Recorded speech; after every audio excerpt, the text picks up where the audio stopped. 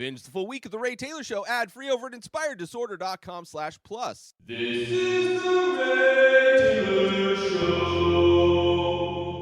Ray is the anthology series on Netflix that is 4 short stories adapted from the writings, from the short stories of Satyajit Ray, who is a Indian director, screenwriter, a documentary filmmaker, author, illustrator, music composer, basically one of the greatest artists, one of the greatest artists from India, but one of the greatest auteur filmmakers from India, who only lived 42 years, surprisingly, 1950 to 1992.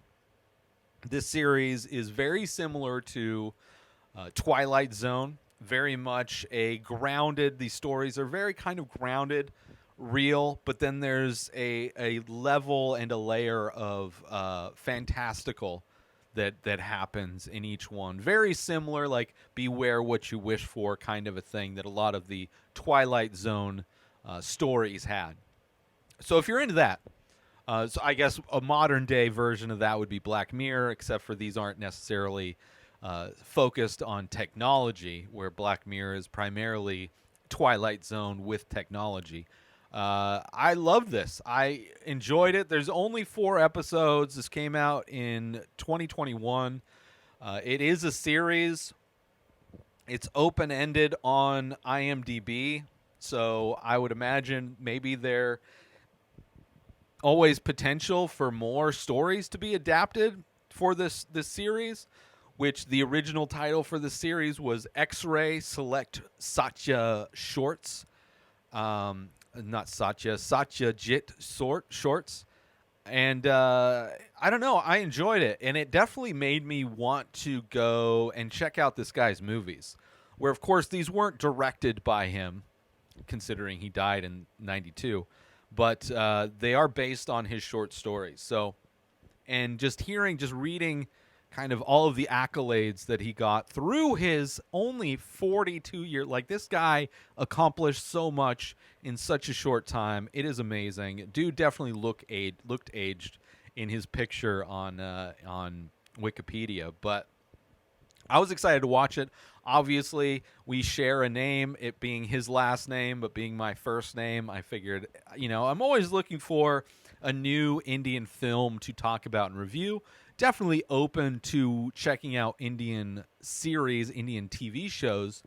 But this one was only 4 episodes long. Each episode's about an hour long. So 4-hour runtime, not that far off from the runtimes of some of my favorite Indian films. So wasn't too upset with that. Also, being on Netflix is great with international film and TV. There's definitely subtitles are always available in English, but also has a pretty decent English dub as well, which I used in my review of Monica, Oh My Darling last week, and noticed that the subtitles and the dialogue that is spoken in English don't really match up. There's definitely some creative changes going on in the way things are said, which I found to be very interesting, and I noticed quite a bit in this one because I left the subtitles up as well. And really liked it. Enjoyed all 4 stories. Definitely, if you're a fan of Twilight Zone or if you're a fan of the Black Mirror, I would definitely check it out. Only 4 episodes in this, but definitely very different episodes. And I will talk a little bit about each episode, but definitely would recommend it. And I'm definitely looking forward to checking out the films that this guy made. If he's so well regarded and garnered so much attention in his short career, creating so much stuff, it just and to see the creativity of these stories as well just made me excited. It would be interesting to see if any of the directors of these episodes paid homage to maybe some of his films in the way they were filmed, or the way, stylized. That can happen a lot. But I enjoyed it. So the first episode is titled Forget Me Not, And the premise of that, I'll try not to spoil these because I would hope that you go watch them. I would assume most people, maybe you're watching this and you want my thoughts on it. I guess I'll give my overall thoughts on it, but I don't want to. I try not to spoil it for those that may be watching or listening that have not checked out Ray yet. And if you want to search, it's Ray from 2021, and Indian, Hindi. But yes, Forget Me Not is the first one.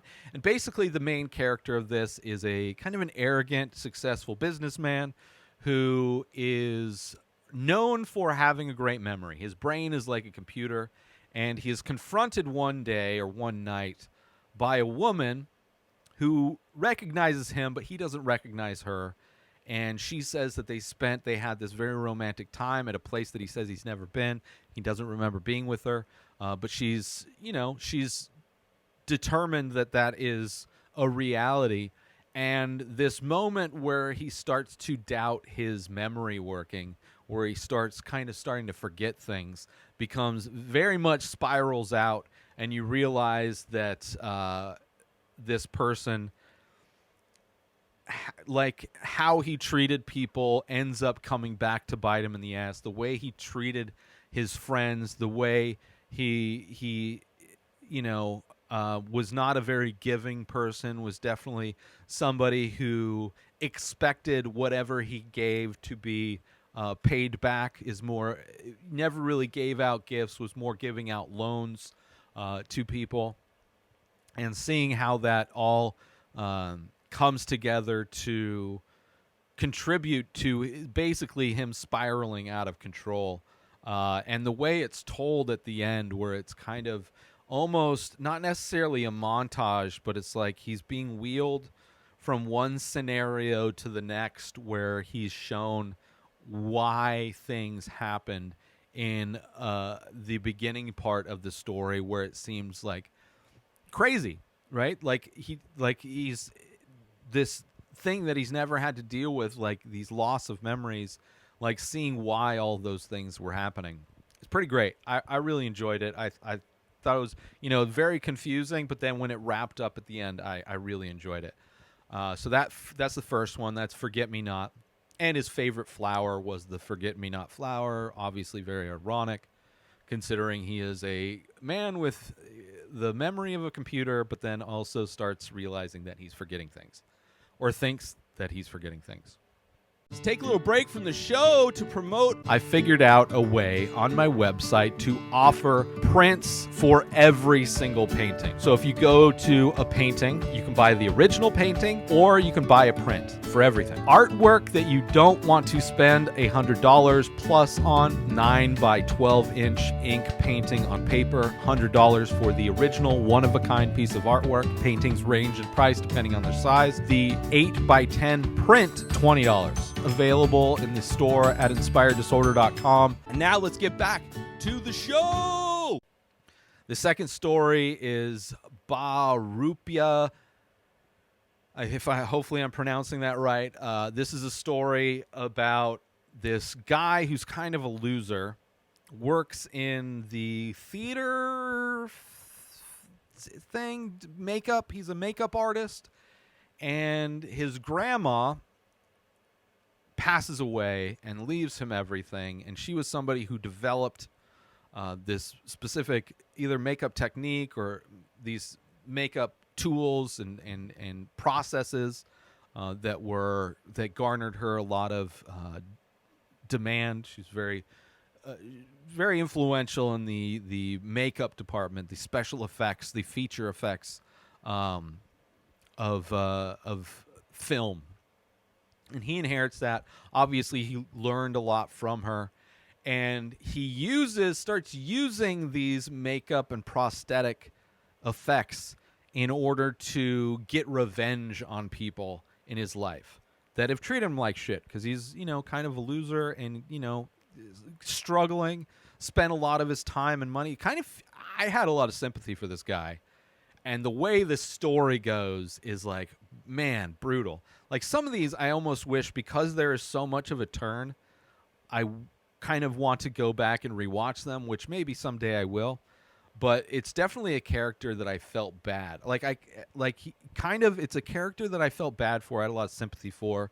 But then when he starts using these things to trick people and get revenge on people, it's like, okay. And then to see where it goes, where it's like a situation where it's like beware what you wish for situation, where, you know, sometimes you go too far and you can't come back from where you've gone. When that happens, it's like, I mean, it's like a hell. And it doesn't make sense why he does what he does. He does a thing, like, I don't want to spoil it, but he does a thing in order to try and, it seems like it's an ego play, like he's trying to trick somebody who is a religious figure, somebody who has like these abilities, and he's trying to almost disprove this person's abilities, right, as a way to kind of fool them and trick them and like kind of, aha, I got you. But the person that he becomes to do that the second time, right, because he kind of fails the first time, and then he goes back and he decides to take the identity of somebody who's well known, but not well known for good reasons. And like his desire to do that to himself initially, to walk around as somebody that where your appearance could possibly put you in danger, that was confusing to me, why he would do that. But also, you know, I guess it would be more dramatic when he revealed that he tricked this person. Either way, I thought it was brutal how it ends, but I enjoyed it. I thought it was great. Interesting story. I mean, it's not every day you watch a story about somebody whose like grandma was a makeup artist. Obviously, the person that wrote these short stories, Satyajit Ray, definitely very involved with all aspects of the film industry, of making a film, makeup being a very big part of that. So I'm sure that was a story where he saw what capabilities special effects makeup had in transforming people, and kind of, I'm sure in a way that kind of birthed the idea, inspired the idea for this story about somebody using that for nefarious things and then maybe going too far with it. So I enjoyed that one. That was the second story. This third story is Hungama Hai Kyon Barpa. Definitely, I'm brutalizing these names, and it's not on purpose. But this is a story about kleptomania, basically. It's a story about kleptomania and as a disease, which, you know, kleptomania, I guess you could refer to it as a disease. And it's also a story about having your past come back, you know, having to pay for your sins of the past, as it were. But also because kleptomania is this disease, it has an interesting... The cure for this disease is very interesting within this story, where this person has this problem where he can't help himself stealing. He grew up poor, right? He started off by stealing toys that his friends or neighbors, other kids had, and slowly built this like collection of toys. Because he's poor, never got anything of his own, and this was kind of his thing, and it became this thing that he became proud of and wanted to refine, right? He like, and thought like it was like a skill that in a gift that was given to him to be good at stealing. And it gets to a point where he goes to see somebody to help fix him, and and this person's like, you have this disease, kleptomania, and the only way to get rid of it is to replace it with another disease. And what you should do is to get into music and make that your disease. Make that thing the thing you think about and obsess about, the same way you think about and obsess about stealing and being the best and getting better and better at doing the thing, right? That becoming your passion and your path. Changing that from the path of stealing, of kleptomania, to being more productive, like music. So this part of the story takes place where these two characters meet on a train, and the guy with kleptomania steals this guy's watch. And later on in the future, 10 years later, they end up on a train together again. But at this point, they've both changed in a lot of ways. This person who had kleptomania has transferred that, and he's now like a famous musician, performer, and unrecognizable to this other guy. And when people reveal things and things happen and he goes to kind of make amends he's like told to go to this place to make amends for what he's done, and seeing what this place that's almost like a pawn shop, but it's not a pawn shop, where it's this place of things that people have stolen that can take them there in order to get redemption for stealing, right? And to find out all of the famous creative people through time who have brought items there.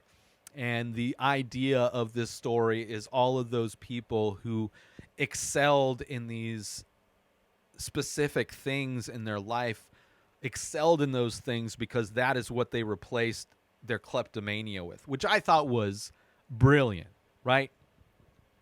I don't know, it's like William Shakespeare is one of them, right? William Shakespeare, and it's like, okay, like the idea of this story is that William Shakespeare was a kleptomaniac, and for him to relieve himself of that disease of kleptomania, he had to pour himself into writing, and that's why he became like this, like well-known, one of the greatest writers of all time, right?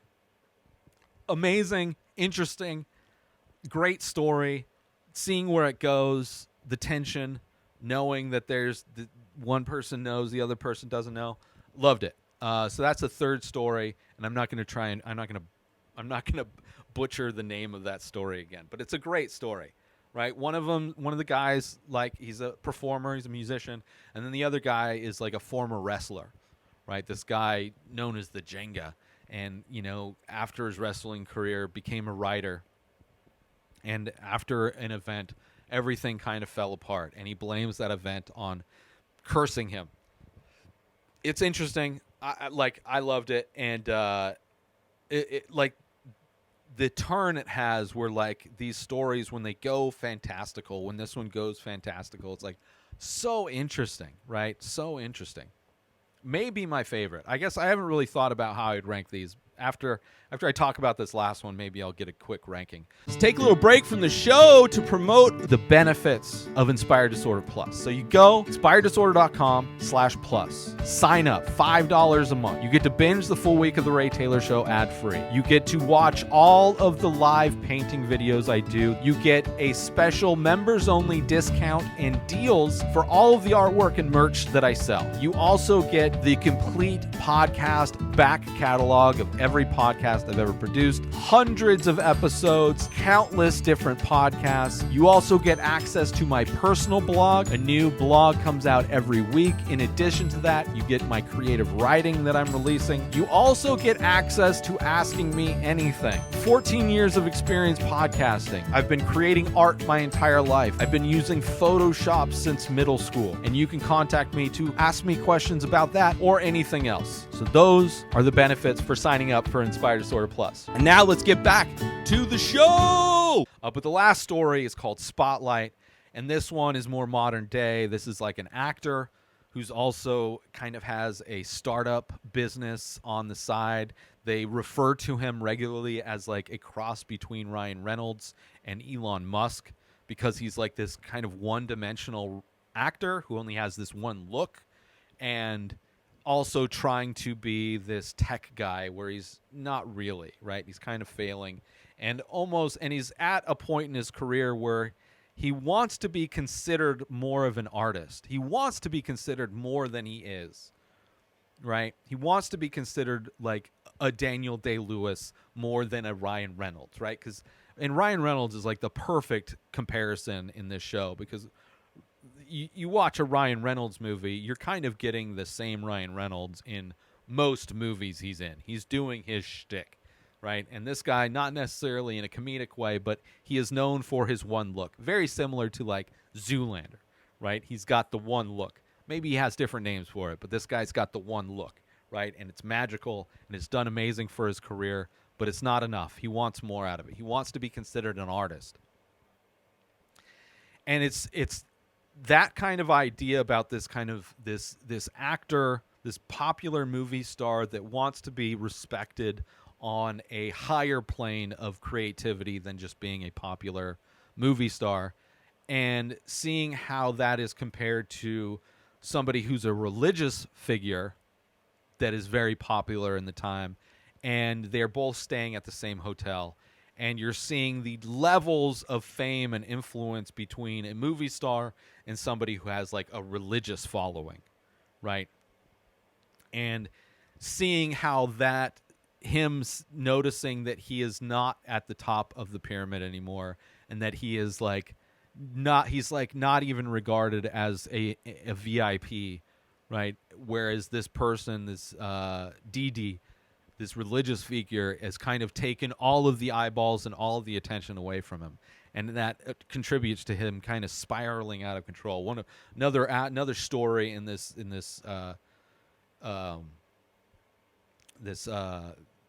series of characters kind of spiraling out of control. And there's a moment where this movie gets fantastical, and it's interesting because it almost makes the power of fame and influence into a superpower, right? Having a direct mind control over people instead of, in a way that's elevated more than just the standard fame, and having people kind of lose control around you, right? They lose control in this episode in a way that makes the end pretty entertaining. Like, I enjoyed it because there's a realization and a camaraderie that happens where these two people get together and they realize their similarities, and how that goes through and ends is just like it's a very interesting story that examines fame, it examines religion, it examines just humanity's need to obsess over people and to put people on a pedestal and to think of them as more than human, and to, in a lot of ways, lose control of yourself because you have these people, you put these people in a certain pedestal, hold a certain esteem for these people. So I really enjoyed that. I might actually like that one more, right? I don't know. I'll have to really quick think about it. But overall, I really liked all of these. I enjoyed this anthology series. I hope there's more. But if not, it's only 4 episodes. So I don't know how many stories are available, how many short stories are available for them to translate. And it's from the work of a guy that's no longer around. So I don't know. It's an interesting idea to take these short stories from somebody that's no longer alive and to turn them into something that fleshes these ideas out of somebody who is so well known in the spotlight, as it were, of creating stories, every aspect of creating stories in film. So I really appreciated that. But if I were going to rank them, right? So you got the Forget-Me-Not, you have the makeup artist, you have the kleptomania, and you have the movie star. I would say probably, I don't know. I mean, I would say the one that got me the least was probably the first one, Forget-Me-Not. I enjoyed, I like all of these, but that was probably the one where it's then probably... So number 1, probably Spotlight, maybe. I really like the Kleptomania one too. Well, I'll do the Spotlight, Kleptomania, number 2. Number 3 is the makeup artist. So almost they go one would be my least favorite, and the last one is my favorite, I think. That's tough. They're all great, and I'm sure on any given day I could change my mind on that. But I would highly recommend checking it out if you haven't already. Very interesting, very interesting metaphors, interesting stories, elevated kind of making things very fantastical. I enjoyed all of that. So check it out. It's on Netflix. It's called Ray, R-A-Y, 4-episode anthology series based on the short stories of Satyajit Ray. Check it out. New episodes of The Ray Taylor Show come out every single day. Subscribe on YouTube and everywhere our podcasts are found. Binge the full week over at inspireddisorder.com/plus. Buy Ray Taylor Show merch over at inspireddisorder.com. Have a wonderful day, everybody. Peace out! Today is the day where you wake up and you realize that everything that you've been dreaming about, everything that you've been wanting, every goal and wish and hope that you've ever had can become real. Dreams can come true. What you manifest in your mind, you can bring to reality.